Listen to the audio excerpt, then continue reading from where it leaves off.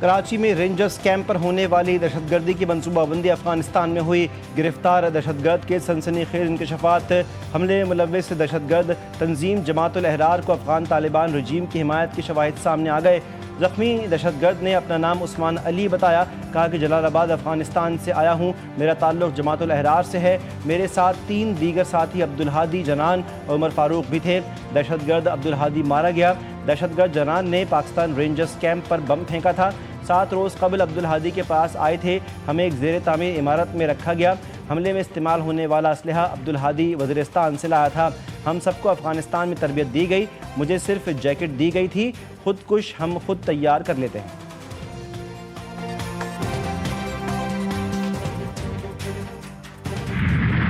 کراچی میں دہشت گرد حملے میں شہید رینجرز کے جوانوں کی نماز جنازہ ادا، وزیر داخلہ، گورنر اور وزیر اعلیٰ Sindh, D G Rangers, civil اور عسکری حکام کی شرکت۔ شرکاء کا شہداء کی عظیم قربانیوں کو خراج عقیدت۔ فیلڈ مارشل عاصم منیر کا شہداء کو خراج عقیدت۔ لواحقین سے دلی تعزیت کا اظہار۔ وزیر داخلہ نے گورنر سندھ کے ہمراہ وقوع کا دورہ کیا۔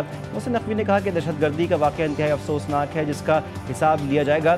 گزشتہ روز گلستان جوہر میں بھارتی پراکسی جماعت الاحرار کے دہشت گرد حملے میں رینجرز کے 3 جوان شہید اور 4 زخمی ہوئے تھے۔ جوابی کارروائی میں 3 دہشت گرد ہلاک اور 1 افغان دہشت گرد کو گرفتار کیا گیا۔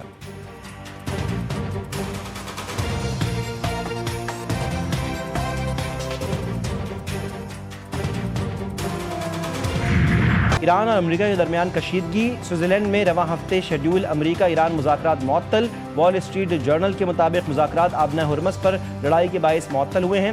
مفاہمتی یادداشت کے بعد تکنیکی ٹیموں کے مذاکرات ہونے تھے۔ امریکہ نے ایران کے مواصلاتی مراکز، فضائی دفاعی تنصیبات سمیت دیگر اہداف کو نشانہ بنایا تھا۔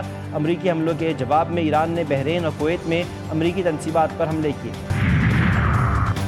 آبنہ ہرمز ایران کی ہدایات کے مطابق ہی چلے گی۔ ایران کی پارلیمان کی خارجہ پالیسی اور قومی سلامتی کمیٹی کے ترجمان ابراہیم رضائی کا 2 ٹوک پیغام، کہا کہ آبنہ ہرمز اب اپنی سابقہ صورتحال میں واپس نہیں جائے گی۔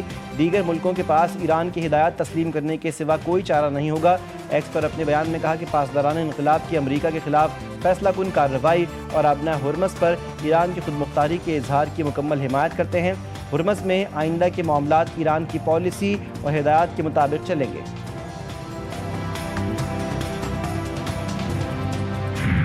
آبنہ ہرمز میں بحری ٹریفک بحال کرنے کی ذمہ داری صرف تہران پر ہے، کسی بھی دوسرے فریق کی مداخلت معاملات کو مزید پیچیدہ بنائے گی۔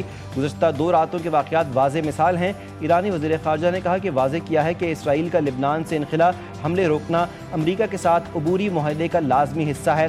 عباس عراقچی نے عراقی وزیر خارجہ سے ملاقات کے بعد میڈیا سے گفتگو میں کہا کہ یہ جنگ پورے خطے کے لیے نقصان دہ ہے، خطے کو محفوظ رکھنے کے لیے تمام ملکوں کو کام کرنا ہوگا۔ ایران خارجہ سلامتی سے متعلق عراق سمیت عرب خلیجی ممالک سے مذاکرات کے فریم ورک کا خیر مقدم کرتا ہے۔ عراقی وزیر خارجہ بولے کہ خلیج میں جنگ کے دائرہ کار کو بڑھانے کی حمایت نہیں کرتے، ایران پر حملوں کے بھی مخالف ہیں۔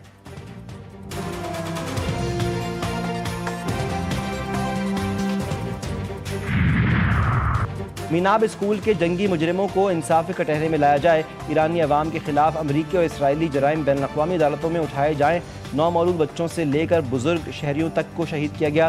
ایرانی سپریم لیڈر کی امریکہ اور اسرائیل کی جنگی جرائم کے خلاف قانونی کارروائی تیز کرنے کی ہدایت۔ مجتبیٰ خامنہئی نے اپنے پیغام میں کہا کہ ایرانی عدلیہ قانونی آزادیوں کے تحفظ اور انصاف کے قیام کے لیے پرعزم ہے۔ عدلیہ عوامی حقوق، انصاف اور قانون کی بالادستی کی محافظ ہے۔ عدلیہ کی ذمہ داری عوامی حقوق کا تحفظ، بدعنوانی کا خاتمہ اور انصاف کی فراہمی ہے۔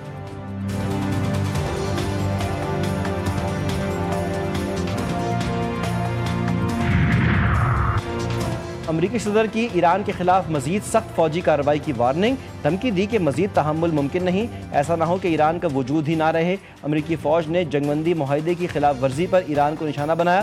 ایرانی میزائل اور ڈرون اسٹوریج کے مقامات اور ریڈار سائٹس پر حملے کیے گئے۔